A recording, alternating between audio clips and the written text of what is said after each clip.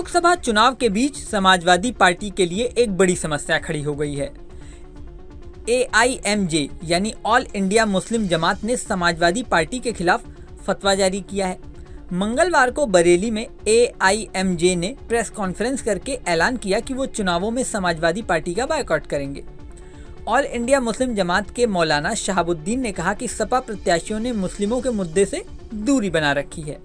ऐसे में हम मुस्लिमों से अपील करते हैं कि सपा के अलावा जो भी दूसरे कैंडिडेट बीजेपी को हराएं, उन्हें वोट दें। सुनिए मौलाना शहाबुद्दीन की पूरी बात। उलमाए कराम की बैठक हुई और मीटिंग करके 3 लोकसभा के ताल्लुक से फैसला किया गया।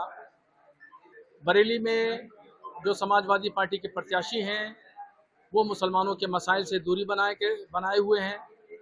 बिजपुरी के मुसलमानों पर बिल्डोजर चलाया गया, वो कहीं नहीं दिखे। पुराने शहर में मुहर्रम के जुलूस को रोका गया, वो कहीं नहीं दिखे। नन्हे शामिया मज़ार इज़्ज़त नगर में नोटिस दिया गया डिमोलिशन के लिए, वो कहीं नहीं दिखे।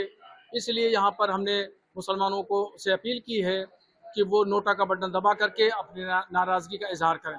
मौलाना शहाबुद्दीन ने यह भी कहा कि बरेली में हुई सपा की सभा में आजम खान की फोटो तक नहीं लगाई गई। उत्तर प्रदेश के अन्य जनपदों में कई सपा मुस्लिम विधायक और आजम खान सालों से जेल में हैं। इन तमाम चीज़ों की जिम्मेदार अखिलेश यादव हैं।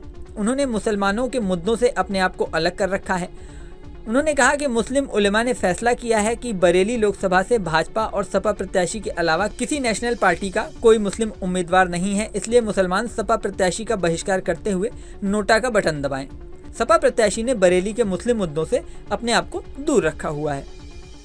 क्या मुखिया अखिलेश यादव जी मुसलमानों की वोटों की तिजारत कर रहे हैं और वो उनको मुसलमानों की दाढ़ी टोपी से नफरत है।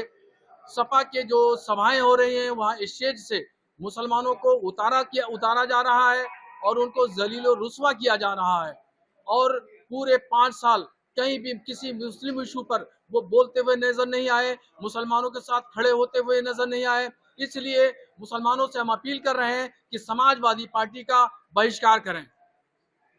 ये केवल थर्ड फेज को देखते हुए या आगे भी इसका हो जाएगा? अभी ये तीसरे चरण के हिसाब से फैसला लिया गया है और 3 लोकसभा के लिए है।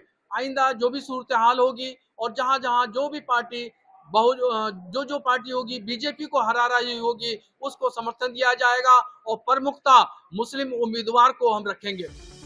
मीटिंग में मुस्लिम उलेमा मौलाना हाफिज नूर, अहमद अजहरी, मुफ्ती महजर इमाम कादरी, मौलाना मुजाहिद हुसैन, मौलाना अबराज रजा, मौलाना अनीसुल रहमान, मौलाना अबसार अहमद के साथ ही मुस्लिम जमात के कई पदाधिकारी मौजूद रहे। लोकसभा चुनाव की बात करें तो लोकसभा चुनाव के 2 राउंड की वोटिंग हो चुकी है। 5 राउंड की वोटिंग और होनी है। सिर्फ यूपी की बात करें तो 2 राउंड में 13 सीटों पर मतदान हो चुका है और 66 सीटों पर वोटिंग होनी है। 4 जून को चुनाव के रिजल्ट आ जाएंगे। इस वीडियो में फिलहाल इतना ही। बने रहें न्यूज़ नेशन के डिजिटल प्लेटफॉर्म पर।